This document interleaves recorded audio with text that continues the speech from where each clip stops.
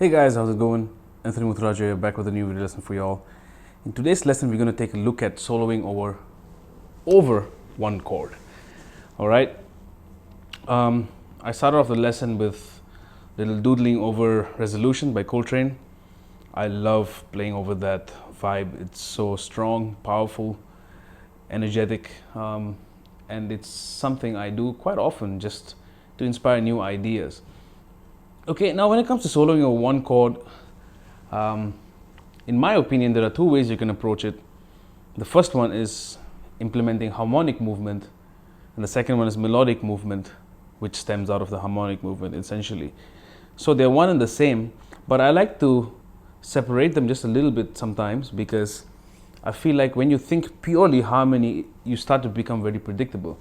But if you approach it from an extremely melodic point of view, you can keep things refreshing at the same time.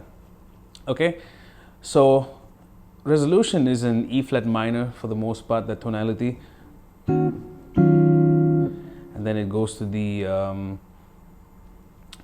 it has certain movements which are unique to the song. Okay, but it stems out of the tritone.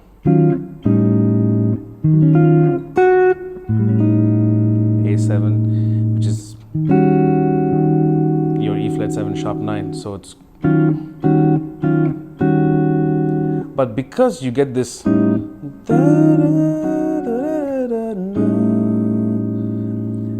if I look at this chord A7 sharp 11, it gives access to the altered scale.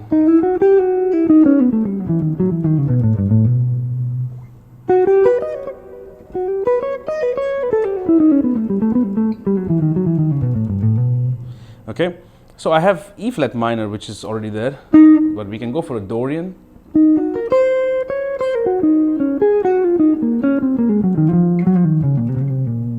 And then we have the altered. And you can go back and forth between the two. That is one thing you can try.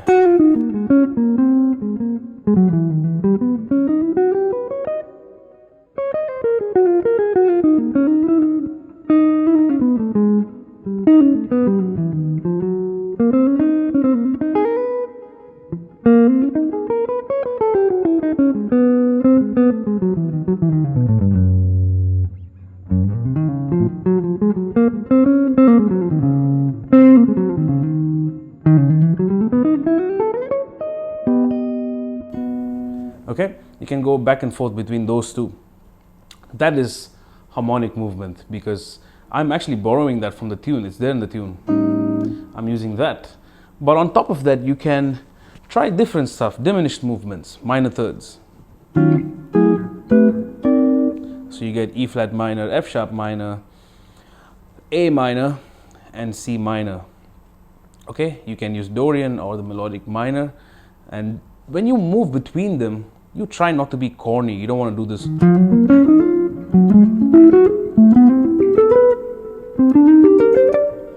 That's like stating the obvious. What I would prefer to do is to actually just continue phrasing and switch scales. I did a lesson on this.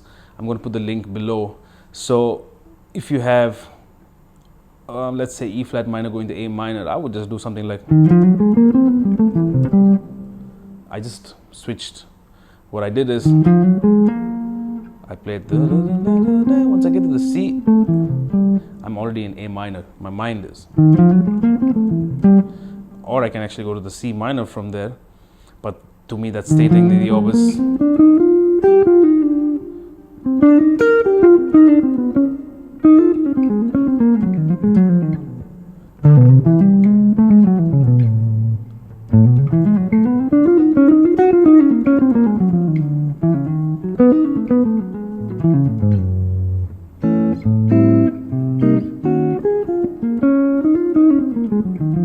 Okay, so smooth. Okay, let's say now from the E flat minor I want to move to C minor and then to F sharp minor. Okay, I'm not too happy with that. Let me try something else.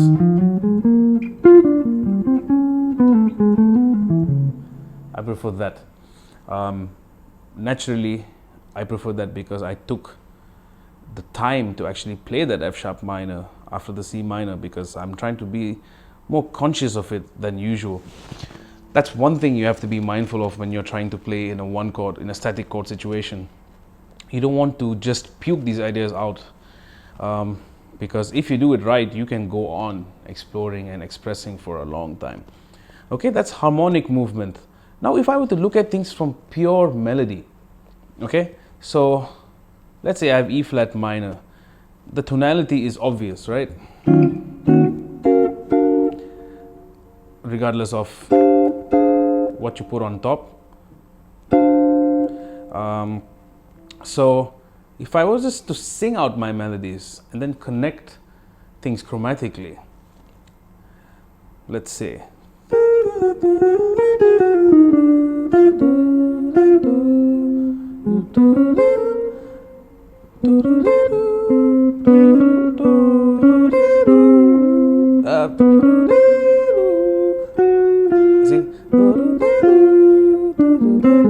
Okay, I was singing that note, but for some reason I just couldn't hit it. Okay, so that tells me that I'm not in tune with my instrument. I'm not one right now. Let's see.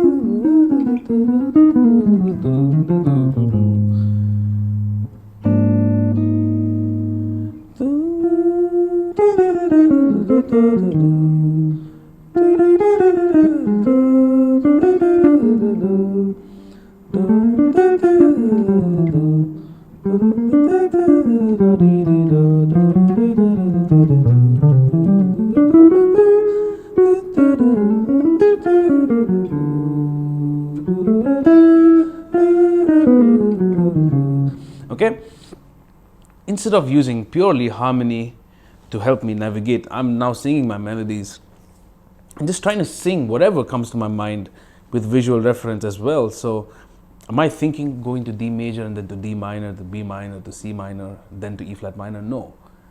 But in the previous exercise, that's exactly what we did.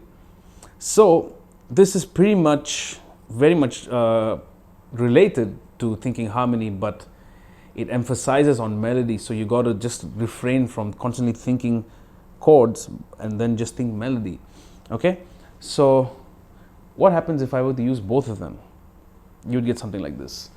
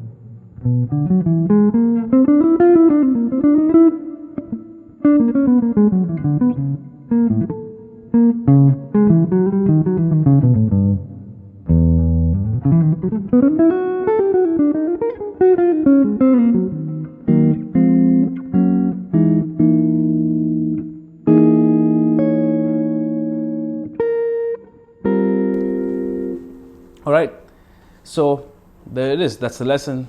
Straightforward. I hope you get something out of this. If you've been wondering for the longest time how to handle a static chord situation, especially in a fusion funk kind of idiom, because it's very common over there in that style where they just have a vamp, so it can get very exhausting. And needless to say, you can use these principles for comping as well, not just for soloing. All right, so again, I hope you get something out of this, and I'll see you guys in the shed until the next one. Peace.